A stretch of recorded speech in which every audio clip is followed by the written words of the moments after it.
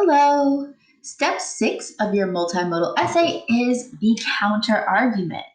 So in this video, I'm going to go over what a counterargument is, what makes it different from an argument, and then I'm going to explain what you're going to be doing for this step.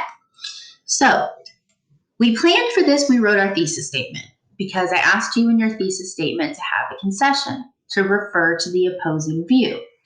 The reason for this is because it makes your argument stronger if you address the fact that you know that not everyone agrees with you. So we started our thesis with that concession, and everything you mention in your thesis statement needs to be fully explored within your essay. So now it's come time for us to explore that concession, and we're going to do that through the counterargument. Now you will have a copy of this document. And it has two parts. The first part, we're going to learn about counterarguments, and we're going to look at an example.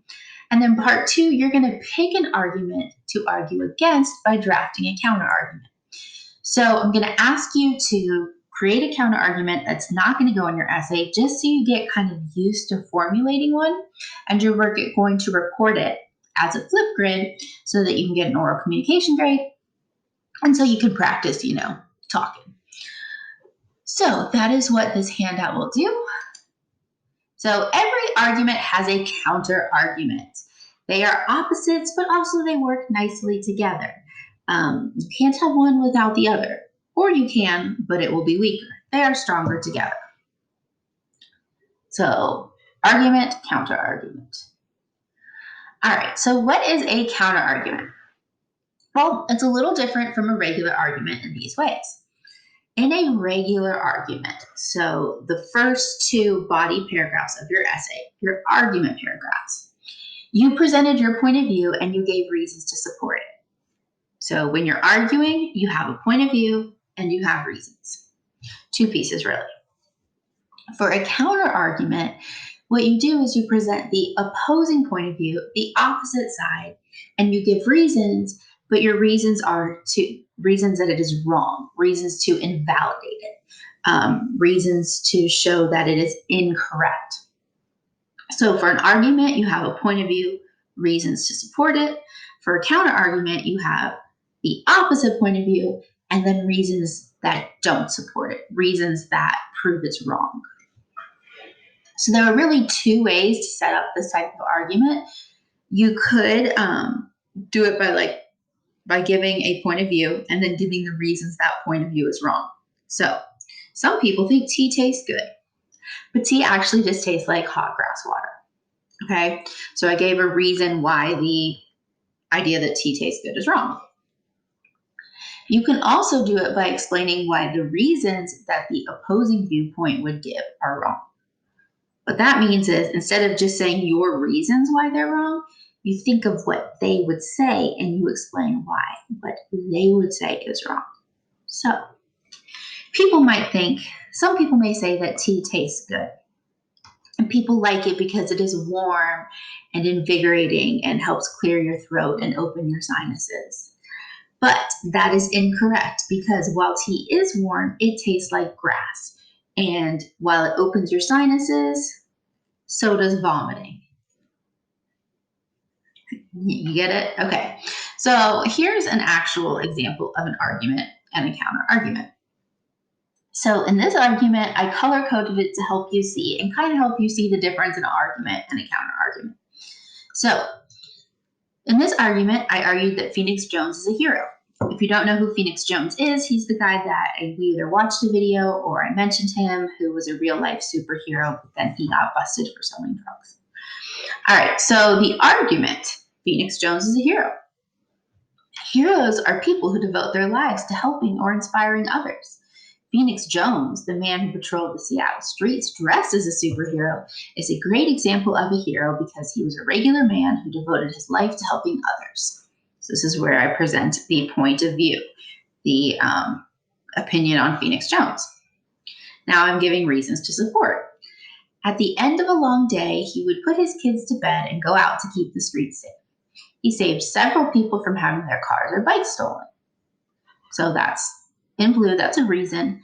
Now, even just a regular argument probably does want to refer to the opposing side with sort of a concession-like statement.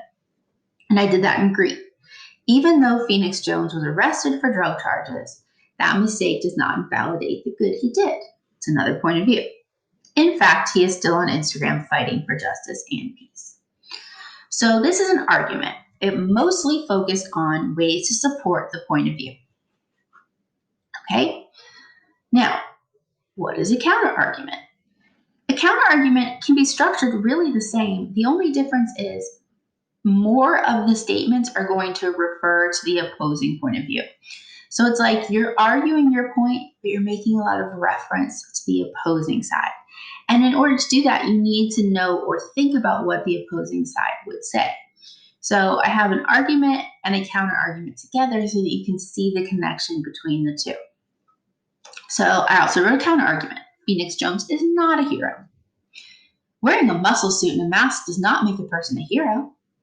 Many people believe that heroes are regular people who devote their lives to helping or inspiring others.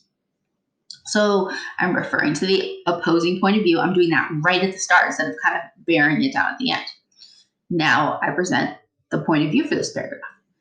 Phoenix Jones, the man who patrolled the Seattle streets dressed as a superhero, was ultimately not a hero, even though he dressed as one. Reasons to support this point of view. Wearing a costume and walking down the street doesn't actually improve anyone's life, and selling drugs can actually harm people. Now, in the green, I'm referring to the opposite side again. While all humans make mistakes, a hero is a special kind of person who puts the needs of others first. So I was referring to what someone else might say. They might say that, someone who's defending Phoenix Jones might be like, well, everyone makes mistakes, and I'm acknowledging that. Okay, but here's why it doesn't matter.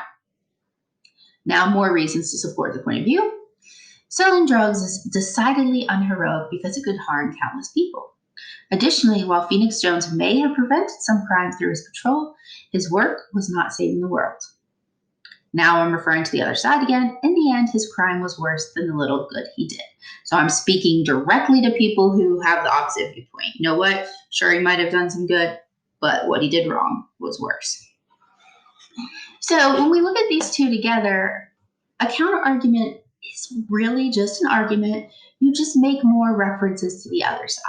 And the reason you do this is that it makes you sound smarter, it makes you sound more informed if you know what someone who disagrees with you might say, and if you can explain why you are still right.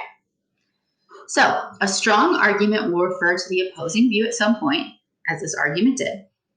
But the counter-argument is different because it devotes more time to invalidating or disproving the opposing point of view. A counter-argument doesn't just mention the opposing point of view, it focuses on proving the other side wrong. Okay, so it really kind of just comes down to your purpose. When you're writing an argument, your purpose is to prove your point. When you're writing a counter-argument, your purpose is to disprove someone else's point. So that's really the difference here. The structure, the tools, it's the same. All right, so I want you to practice this, and here's how you're going to practice it. So I have several arguments, okay? These are arguments that I wrote, just out there and wrote them. They're not the world's best arguments. They all have holes in them, but they are arguments. So pick an argument that you want to argue against. So you might just want to look at the point of view and find one that you disagree with. So anyone can be a hero. Not everyone has what it takes to be a hero. Drew should have a football team. Drew should not have a football team. We should go back to school face-to-face. We should stay virtual the rest of the year. Phoenix Jones is a hero. Phoenix Jones is not a hero. So pick one of these points and then read the provided argument, okay? So you only have to do this for one. Pick one of these points, read the argument that I have written to support it, okay? Once you find what you want to argue against, so let's say that you think Drew should have a football team. So you want to go here where it says Drew should not have a football team, read my argument, and then write your counter argument. Explain why I'm wrong and why Drew should have a football team. Now, there is one huge fallacy that you might fall into that I don't want you to do, which is sometimes when we attack an argument, we attack the person who holds the argument. So you don't want to say things like, Miss Klein thinks we shouldn't have a football team because she never played football. She likes football, soccer. because then you're just arguing against me. Okay. Plus, none of these are my personal opinions. Who knows what I really think? I don't, for sure. So don't attack the person making the argument, attack the argument. Read the argument, think about what parts you want to disprove, and just kind of draft out. It can be really rough, like what you would say to disprove. Then you're going to open Flipgrid, and I will have it linked right in this document, and you want to record yourself performing a counter argument. The reason for this is oral communication grade, practice, and it can be kind of fun if you want to get into a persona or anything like that. If you're like, I don't want to argue any of these, and you have something you really want to do a counter argument against, just send me a message or an email, and I will most likely approve it, because I just want you to get impassioned about something. Then once you've done that, I have some instructions on how you can write the counter argument paragraph for your essay, and I'll probably add another video at some point. All right, so that was our counter argument lesson. You're going to practice by doing a counter argument Flipgrid, and then you're going to write a counter argument for your essay. Argument, counter argument. Let's do this.